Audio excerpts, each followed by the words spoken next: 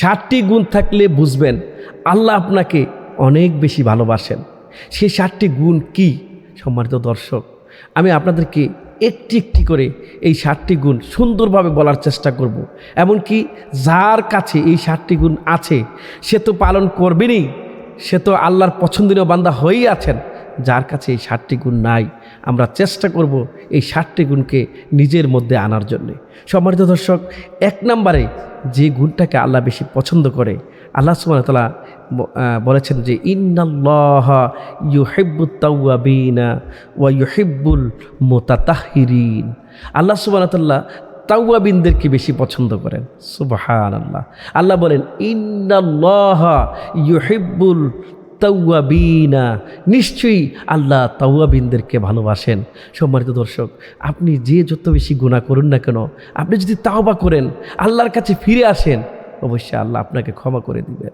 এই তাওবা সম্পর্কে আমরা যদি বলতে চাই, নবী করিম সাল্লাল্লাহু আলাইহি সাল্লাম যে যার কোনো গুনাহ ছিল না, যে নবী কখনো গুনাহ করতেন না, কুল্লু আম্বিয়াউন মাসুমুন, সমস্ত নবীরা মাসুম, তাদের কোনো গুনাহ নাই। ওই নবী ডেইলি, প্রতিদিন, এভরিডে তিনি 100 বার অথবা 70 বার তওবা করতেন। সুবহানাল্লাহ। এটা হাদিসে এসেছে নবী করিম সাল্লাল্লাহু আলাইহি ওয়াসাল্লাম 70 বার ডেইলি তওবা করতেন। আল্লাহু আকবার। আরেকটা হাদিসে আসছে তিনি 100 বার তওবা করতেন। তাহলে এই তওবার কত গুরুত্ব! সুবহানাল্লাহ, সুবহানাল্লাহ। এই তওবার ছোট্ট একটা দোয়া হচ্ছে আস্তাগফিরুল্লাহ, আস্তাগফিরুল্লাহ। আমরা বিভিন্নভাবে তাওবা করতে পারি। আস্তাগফিরুল্লাহ রাব্বি মিন কুল্লি জামবি ওয়া আতুবু ইলাইহি লা হাওলা ওয়ালা কুওয়াতা ইল্লা বিল্লাহিল আলিয়্যিল আযীম। অথবা বলতে পারি আস্তাগফিরুল্লাহ লা ইলাহা ইল্লা হুয়াল হাইয়ুল কাইয়্যুম ওয়া আতুবু ইলাইহি লা হাওলা ওয়ালা কুওয়াতা ইল্লা বিল্লাহিল আলিয়্যিল আযীম। সম্মানিত দর্শক, তওবার কয়েকটি গুরুত্বপূর্ণ শর্ত রয়েছে। 1 নম্বরে শর্ত হচ্ছে আপনাকে লজ্জিত হতে হবে, যেই গুনাহটা আপনি করেছেন এটার জন্য লজ্জিত হতে হবে। 2 নম্বরে অনুতাপ করতে হবে, রিগ্রেটস করতে হবে, পরিতাপ করতে হবে। সম্মানিত দর্শক, 3 নম্বরে ওই গুনাহটা আর কোনোদিনও আপনি করবেন না, এই ধরনের প্রতিশ্রুতিবদ্ধ এবং ইয়াকিন এবং বিশ্বাস আপনার ভিতরে থাকতে হবে। তাহলে আপনার তওবা কবুল হয়ে যাবে ইনশাআল্লাহ।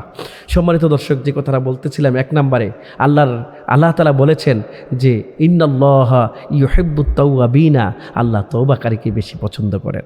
2 নম্বরে আল্লাহ যাকে পছন্দ করেন, ইন্নাল্লাহা ইউহিব্বুল মুতাতাহহিরিন, আল্লাহ তাহেরদেরকে বেশি পছন্দ করেন, যারা পবিত্র থাকে, যারা অজু অবস্থায় থাকে, তাদেরকে আল্লাহ বেশি পছন্দ করেন। সম্মানিত দর্শক, আজকে আমরা এই ভিডিওটা যারা দেখছি, আমরা চেষ্টা করব সব সময় অজু অবস্থায় থাকার জন্যে, সব সময় পবিত্র থাকার জন্য। যেই ব্যক্তি অজু অবস্থায়, পবিত্র অবস্থায় মারা যাবে, তার হিসাব সহজ হয়ে যাবে। এবং সে যদি আল্লাহ পাকের এই এক আল্লাহর বিশ্বাসী, অর্থাৎ কালিমা তৈয়বা লা ইলাহা ইল্লাল্লাহ মুহাম্মাদুর রাসূলুল্লাহ সাল্লাল্লাহু আলাইহি ওয়াসাল্লাম, এই কালিমার উপরে বিশ্বাস রেখে, ইয়াকিন রেখে সে যদি পবিত্র অবস্থায় মৃত্যুবরণ করতে পারে, তার জন্য হিসাব সহজ হয়ে যাবে, জান্নাতে যাওয়া সহজ হয়ে যাবে। এই জন্য আমরা পবিত্র থাকতে হবে। প্রিয় নবী হযরত মুহাম্মদ রাসূলুল্লাহ সাল্লাল্লাহু আলাইহি ওয়াসাল্লাম বেশি সময়, সব সময় পবিত্র থাকতেন। আমাদেরকেও পবিত্র থাকতে হবে। এই জন্য আমাদের অজু ছুটে গেলেই আমরা গিয়া অজু বানিয়ে নেব, অজু করে নেব। এই জন্য 2 নম্বরে আল্লাহ পবিত্র যারা থাকে, মুতাতাহহির অর্থাৎ যারা পবিত্র, তাদেরকে বেশি পছন্দ করেন। এই জন্য আমরা যারা মহিলা আছে, আমরা অজু অবস্থায় থাকব, পুরুষরাও আমরা অজু অবস্থায় থাকব, অর্থাৎ পবিত্র থাকব। আমরা কখনো অপবিত্র থাকার চেষ্টা করব না। আল্লাহ যেন আমাদেরকে তৌফিক দান করে। সম্মানিত দর্শক, 3 নম্বরে আল্লাহ যাকে পছন্দ করেন তিনি হচ্ছেন মুত্তাকি। আল্লাহ বলেছেন ইন্নাল্লাহা ইউহিব্বুল মুত্তাকিন, নিশ্চয়ই আল্লাহ মুত্তাকিদেরকে বেশি ভালোবাসেন। সুবহানাল্লাহ। আল্লাহ বারবার বলেছেন যে তোমরা তাকওয়াবান বান্দা হও। ইয়া আইয়ুহাল্লাযীনা আমানু তাকুল্লাহ হাক্কা তুকাতিহি ওয়া লা তামুতুন্না ইল্লা ওয়া আনতুম মুসলিমুন। আল্লাহ এই আয়াতে কারিমায় বলেন যে তোমরা তাকওয়াবান বান্দা হও, আর তোমরা মুসলমান না হয়ে মৃত্যুবরণ করো না। তাকওয়াবান, তাকওয়াবান। আল্লাহ তাআলা অন্যত্র বলেছেন ইন্না আকরামাকুম ইনদাল্লাহি আতকাকুম, আল্লাহ তাদেরকে বেশি সম্মান দেন যারা আল্লাহর তাকওয়াবান বান্দা। সম্মানিত দর্শক, আসুন আমরা তাকওয়াবান হই। শুধু তাই নয়, আল্লাহ সুবহানাহু ওয়া তাআলা তাকওয়া অর্জন করতে বলেছেন, তাকওয়া দেখতে চান। আল্লাহ বলেছেন লাইয়ানালাল্লাহা লুহুমুহা ওয়ালা দিমাউহা ওয়ালাকিন ইয়ানালুহু তাকওয়া মিনকুম। আল্লাহ সুবহানাহু ওয়া তাআলা এখানেও বলেছেন যে আমি তোমরা যে কুরবানি দাও সেই কুরবানির গরুর মাংস এবং রক্ত আমি নেই না, আমি শুধু চাই তোমাদের তাকওয়া। সুবহানাল্লাহ। আল্লাহ তাআলা অত্যন্ত অনেক জায়গায় বলেছেন আত্তাকুল্লাহ, তোমরা আল্লাহকে ভয় করো। আল্লাহু আকবার।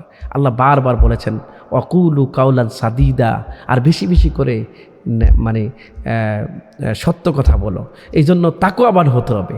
সম্মানিত দিনী ভাইয়েরা, রাসূল করিম সাল্লাল্লাহু আলাইহি ওয়াসাল্লাম তাকওয়ার প্রতি উৎসাহ দিয়েছেন। যে ব্যক্তি যত বেশি তাকওয়াবান সেই ব্যক্তি তত বেশি ভালো মানুষ। এই জন্য মুত্তাকি হতে হবে। আল্লাহ মুত্তাকিদেরকে পছন্দ করেন। 4 নম্বরে যে ব্যক্তিটাকে আল্লাহ বেশি পছন্দ করেন সেটা হচ্ছে আল্লাহর উপরে নির্ভরশীল হতে হবে। সুবহানাল্লাহ। সম্মানিত দর্শক, আল্লাহ তাআলা বলেছেন যে ইন্নাল্লাহা ইউহিব্বুল মুতাওয়াক্কিলিন, নিশ্চয়ই আল্লাহ মুতাওয়াক্কিলিনকে ভালোবাসেন। যারা আল্লাহর উপরে তাওয়াক্কুল করে আল্লাহ তাদেরকে ভালোবাসেন। জীবনে কষ্ট আসবে, জীবনে অনেক কিছু আসবে, কিন্তু তাওয়াক্কুল থাকতে হবে আল্লাহ সুবহানাহু ওয়া তাআলার প্রতি। সম্মানিত দর্শক, আপনারা জানেন যে হযরতে আসিয়া রাদিয়াল্লাহু তাআলা আনহা অর্থাৎ আসিয়া অর্থাৎ যার প্রতি আল্লাহ খুশি হয়েছিলেন সেই আসিয়া ফেরাউনের স্ত্রী ছিলেন, যাকে ফেরাউন এত বেশি কষ্ট দিয়েছিল, তারপরেও সে আসিয়া তার তাকওয়া থেকে, আল্লাহর ভালোবাসা থেকে অর্থাৎ আল্লাহ ভীরু থেকে সে কখনো পিছপা হন নাই। তিনি ঈমানি পরীক্ষায় জয়ী হয়েছিলেন। সম্মানিত দর্শক, এই জন্য আমাদের বিভিন্ন সময়ে পরীক্ষা আসবে, কষ্ট আসবে, তাওয়াক্কুল করতে হবে আল্লাহর উপরে। হযরতে আইয়ুব আলাইহিস সালাম এত রোগ হয়েছিল, আইয়ুব আলাইহিস সালাম সব কিছু পোকায় খেয়ে ফেলেছিল, তারপরেও তিনি আল্লাহর উপরে তাওয়াক্কুল থেকে ছিলেন। এমনি করে ইউনূস আলাইহিস সালাম মাছের পেটে ছিলেন, তারপরে কারো কাছে সাহায্য চান নাই, চেয়েছেন একমাত্র আল্লাহর কাছে। আপনি আমি যত বিপদে আসুক না কেন, ওই বিপদে আমরা ধৈর্যশীল হয়ে আমরা ওই বিপদ থেকে আল্লাহর উপরে তাওয়াক্কুল থেকে যদি আমরা কাজ করতে পারি, ইনশাআল্লাহ অবশ্যই আল্লাহ বিপদ থেকে মুক্ত করে দিবেন। 5 নম্বরে যে গুণটা থাকলে যে আপনি আল্লাহর পছন্দনীয় হয়ে যাবেন সেটা হচ্ছে এহসান। এহসান হতে হবে। সম্মানিত দর্শক, এহসানটা কি? অর্থাৎ যেখানে যেভাবে আদবের সাথে যেই কাজটা করা দরকার সেটা হচ্ছে এহসান। এহসানের ব্যাখ্যা দিতে গিয়ে রাসূল করিম সাল্লাল্লাহু আলাইহি ওয়াসাল্লাম বলেছেন যে আনতা'বুদাল্লাহ কাআন্নাকা তারাহু ফাইল্লাম তাকুন তারাহু ফাইন্নাহু ইয়ারাক। অর্থাৎ তুমি ইবাদতটা এমনভাবে করো যেমনভাবে মনে করে নিবা যে আল্লাহর সামনে তুমি আনতা'বুদাল্লাহ কাআন্নাকা তারাহু, যে আল্লাহ সুবহানাহু ওয়া তাআলা কে তুমি দেখছো। আল্লাহ সুবহানাহু ওয়া তাআলাকে তুমি যদি নাও দেখো, আল্লাহ কিন্তু তোমাকে দেখছে। সুতরাং এটাই হচ্ছে এহসান, অর্থাৎ যেখানে যেভাবে যেটা করা দরকার সেটাই হচ্ছে এহসান। 6 নম্বরে আল্লাহ সুবহানাহু ওয়া তাআলা যাকে বেশি পছন্দ করেন সেই 7 জনের মধ্যে একজন হলেন যে যিনি মুকসিতিন, অর্থাৎ যিনি আদল অর্থাৎ ন্যায় বিচার করে। আল্লাহ সুবহানাহু ওয়া তাআলা বলেছেন ইন্নাল্লাহা ইয়া'মুরু বিল আদলি ওয়াল ইহসান।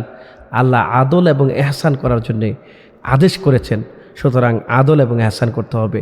আমরা আদালতকে সবসময় প্রাধান্য দেব, কেননা কাউকে কোনো কিছু দিলে আমরা কম দেব না, কারো থেকে কম আনবো না। আমরা এখানে আদল করার জন্য চেষ্টা করবো ইনশাআল্লাহ। সম্মানিত দর্শক, 7 নম্বরে যে কথাটা বলবো, আল্লাহ তাআলা আল্লাহু ইউহিব্বুস সাবিরিন, আল্লাহ ধৈর্যশীলকে সবচাইতে বেশি পছন্দ করেন।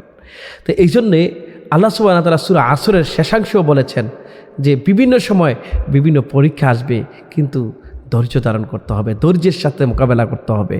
যে ওয়াল আসরি ইন্নাল ইনসানা লাফি খুসর ইল্লাল্লাযীনা আমানু ওয়া আমিলুস সলিহাতি ওয়া তাওয়াসাউ বিল হাক্কি ওয়া তাওয়াসাউ বিস সবর।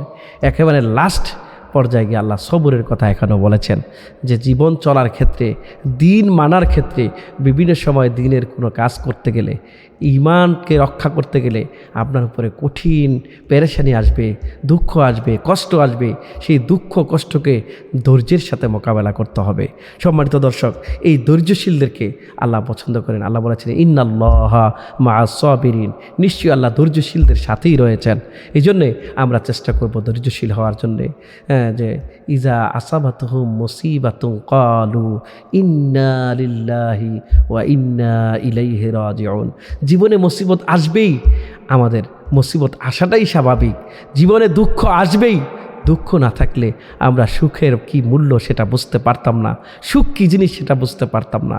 এখানে দুঃখ কষ্ট ওতপ্রোতভাবে জড়িত। হ্যাপি অ্যান্ড সরো কাম বাই টান্স, এগুলো সুখ এবং দুঃখ একটার পরে একটা আসে, এটাই স্বাভাবিক। আল্লাহ তাআলা বলেছেন ইন্নামা আল উসরি ইউসরা ফা ইন্নামা আল উসরি ইউসরা, যে আল্লাহ সুবহানাহু ওয়া তাআলা বলেছেন যে দুঃখের পরে সুখ, সুখের পরেই দুঃখ।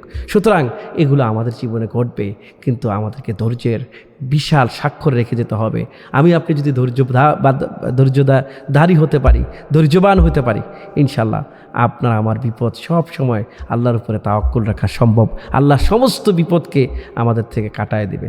সম্মানিত দর্শক, এই 60টা গুণ যার ভিতরে থাকবে, বুঝে নেবেন আল্লাহ সুবহানাহু ওয়া তাআলা আপনাকে খুব ভালোবাসেন, খুব পছন্দ করেন।